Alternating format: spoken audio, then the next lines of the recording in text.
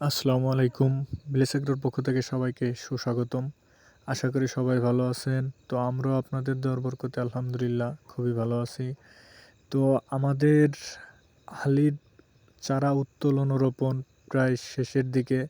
আজকে ১৬ থেকে ১৭ দিন যাবৎ আমরা এই কাজগুলো করতেছি। অনেক ব্যস্ত বিজি থাকার কারণে আমরা আপনাদের ওইভাবে কোনো ভিডিও দিতে পারিনি। তো আলহামদুলিল্লাহ কাজের শেষ পর্যায়ে আজকে পৌঁছেছি। তো আমাদের ভালো মানের তাহেরপুরের কিং জাতের কিছু পেঁয়াজের চারা বিক্রি করতে হবে। আর আপনাদের বীজতলা তৈরি থেকে সমস্ত ভিডিও আপনাদেরকে দিয়েছিলাম, কিভাবে স্প্রে করা যায় বা কীভাবে ওর আগাছা দমন এবং হালির কোনো সমস্যা হবে না, এই জাতীয় অনেক ভিডিও দিয়েছিলাম। তো আলহামদুলিল্লাহ আমার হালি পরিপূর্ণ হয়েছে। তো আজকে আমরা দুই ভাই হালিগুলা তুলতেছি এবং কিছু জনবল নিয়ে আমরা অন্য জমিতে লাগাইতেছি। তো যাই হোক, আমাদের হালি যদি কারো পছন্দ হয়ে থাকে অবশ্যই কমেন্টের মাধ্যমে জানাবেন। আমরা অনেক হালি বিক্রয় করব। এখনও বেচার অনেক হালি আছে এবং ভালো মানের হালি, যেসব আমরা নিজেদের ক্ষেতে রোপণ করেছি ওইসব হালি আমরা আসলে বিক্রি করব।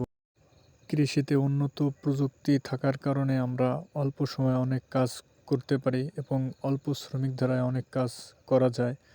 তার একটা উদাহরণ হচ্ছে যে পেঁয়াজের হালি বা চারা রোপণ করার ক্ষেত্রে মাটি খুব ছোট হওয়ার দরকার হয়। আর এই ছোট হওয়ার মাধ্যম হচ্ছে পাওয়ার টিলার এবং সিডার।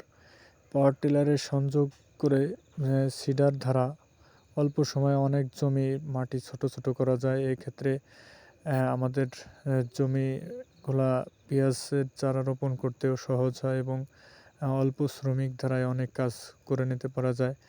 আর একটা হচ্ছে যে বর্তমান আমাদের এলাকায় পাওয়া যায় যে 3 থেকে 4টা লাঙল ব্যবহার করা হয় একই ফাল দ্বারায়। এখানে একজন লাঙল টানে এবং অনেক লোকজন কাজ করতে পারে। সুস্থ থাকবেন, ভালো থাকবেন, আর আমাদের চ্যানেলটিকে অবশ্যই সাবস্ক্রাইব করে দেবেন। ধন্যবাদ সবাইকে।